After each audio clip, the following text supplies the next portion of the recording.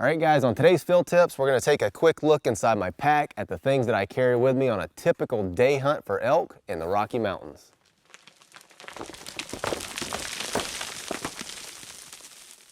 All right, so we're gonna dive right in. We're gonna start with the pack itself. This is the Peregrine 3500 from Seek Outside. This is my second season with this pack, and I really like it. Last year, I carried out a bull elk in loads that were close to or over 100 pounds with this pack. The first load that I brought out, I had the pack and all my stuff with me. So I just, this is a breakaway pack, so you can loosen it up. You can slide a quarter between the pack bag and the frame itself and pack it out. Once I got back to camp, I completely dropped the bag part of it and just took the frame back to get the rest of the meat. It worked out wonderfully. It's got a nice meat shelf in it. I'm gonna do a more in-depth review of this pack later on. I just wanted to mention those features. All right, so let's dig inside this thing. Now, the other thing that I wanna mention is I am a minimalist. I don't like to carry a bunch of stuff with me, and excluding water, which sometimes I don't carry water depending on where I'm at. Most of the time I don't carry water. But just the stuff that I carry with me most of the time, this pack, the total weight on this thing is only 12 pounds. And so it's very lightweight. So let's see what's inside here. Well, first of all, elk hunting, always have a Bugle Tube with me. This is just a wiffle ball bat that I cut the ends out of, wrapped it with a vet wrap type of stuff that's kind of dampens that noise. Let's see here. A headlamp. If you ever get an elk down in the evening and it gets dark and you don't have a headlamp, you will never ever forget your headlamp again. Don't ask me how I know that.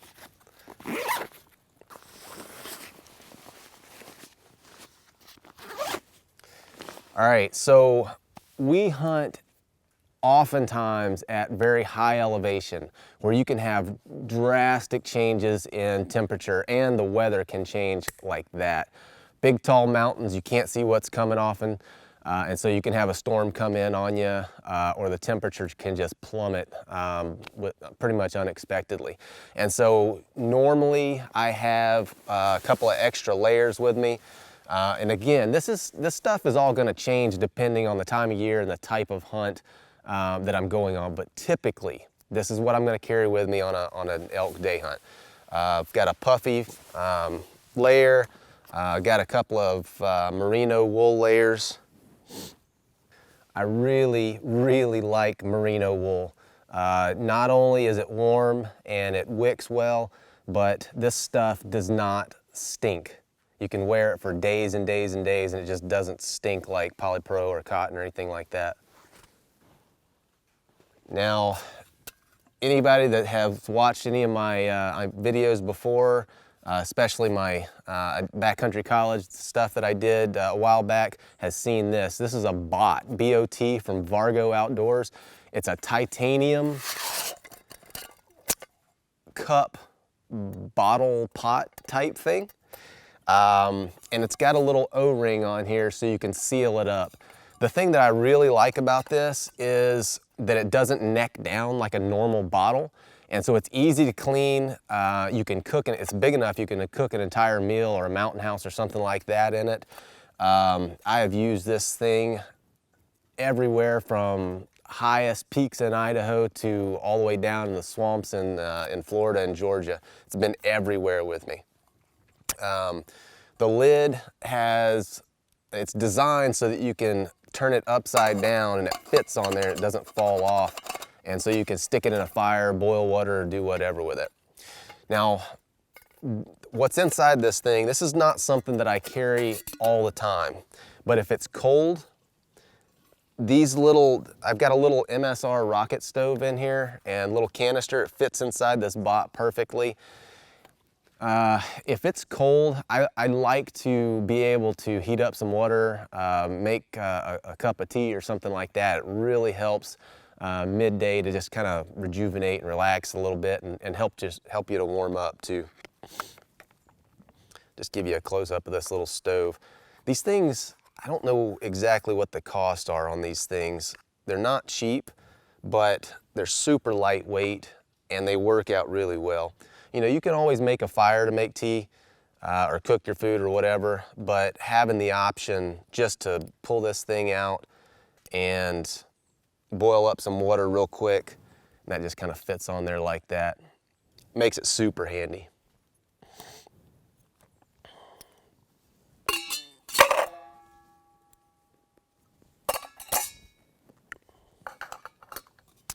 All right, so next, again, if you've watched any of the backcountry college stuff, you've probably seen this, my little emergency kit.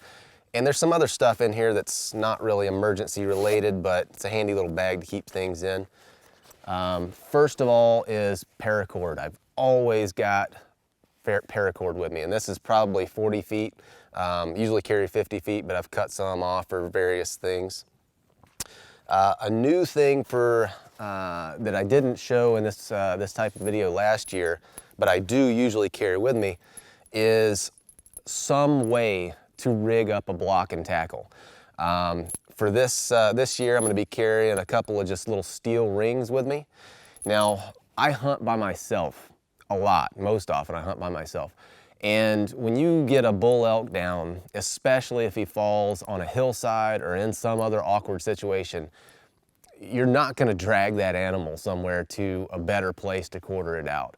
And so having the ability to set up a really simple block and tackle where you can hook it to a leg and pull that thing over, or just keep it from sliding down the hill on you, it's going to make things so much easier. But with a couple of little rings and some paracord, you can rig up a block and tackle where you can move some pretty heavy stuff. I'm gonna do a video later on where I show you how I use this thing and how I set this up. Some medical tape. Always have medical tape with you. If you start to feel a hot spot or something like that on the side of your toe, your heel or something like that, stop, take your boots off, take your socks off, tape that thing up, because if you get a blister on an extended hunt, that's a good way to ruin your experience. Got a little emergency whistle in here in case I need to get somebody's attention. Got a little ferrocerium rod as a backup fire starter. Got a very large capacity trash bag in here. You could, this is for, you know, if you have to spend the woods out, or spend the night out in the woods unexpectedly, the weather turns bad, a real big heavy duty trash bag is going to come in real handy. You can put it over the top of you, keep yourself dry.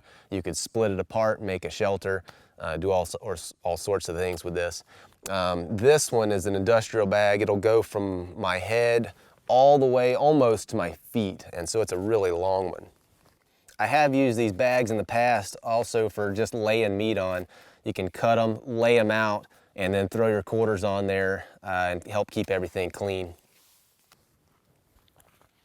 And then last but not least is my backup light. This is a little photon light. I think you can find them online, but these things are incredibly powerful and they weigh nothing. It's got a little watch battery in there, but I've had to find my way out of the woods with this thing several times. My water filter. As I said, I don't like to carry water. Water's heavy.